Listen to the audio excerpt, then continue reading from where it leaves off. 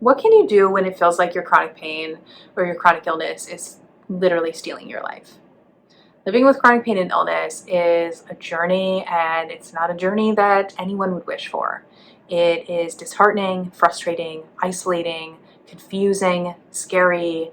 It can also be profound in a certain light.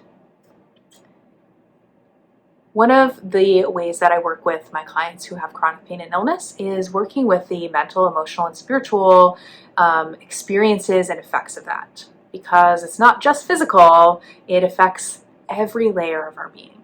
And one of the ways I like to work with this is through shadow work.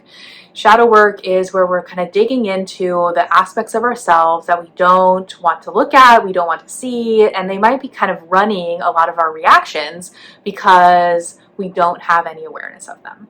So I'm going to give you some journaling prompts that are going to help you tune into different aspects of your chronic illness and pain to shed a little light on it. All this exercise is about is having a little bit more awareness so that you can, find different avenues to navigate your life through.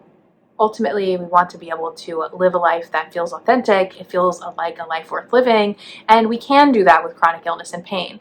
But it does take some work sometimes, because oftentimes it doesn't look like how we wanted it to. It doesn't feel like how we wanted it to. But there's still meaningful connection there, and helping you to find that and find it within yourself is something that I love helping my clients with. So let's jump in.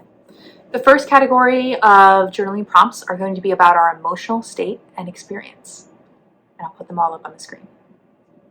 What emotions do I experience when I am in pain or feel unwell? How do these emotions affect my daily life? How do I feel about my body and its limitations? What beliefs do I hold about my body and its ability to heal? What are some of the ways I cope with my pain or illness? Are these coping mechanisms healthy or unhealthy? What thoughts and beliefs come up for me when I feel particularly low? Are these thoughts based in reality, or do my emotions distort them?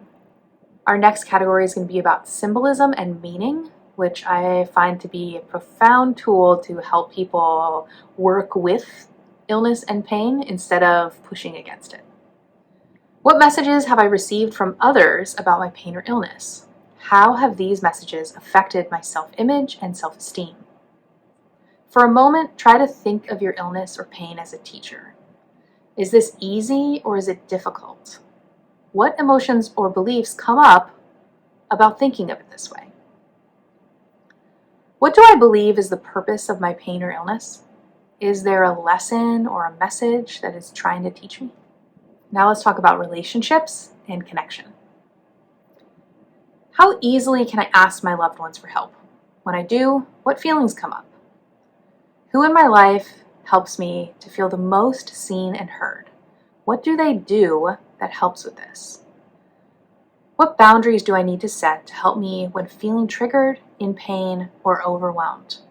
When I think about communicating with them, what feelings come up? What story do I tell myself about what others think or feel about me?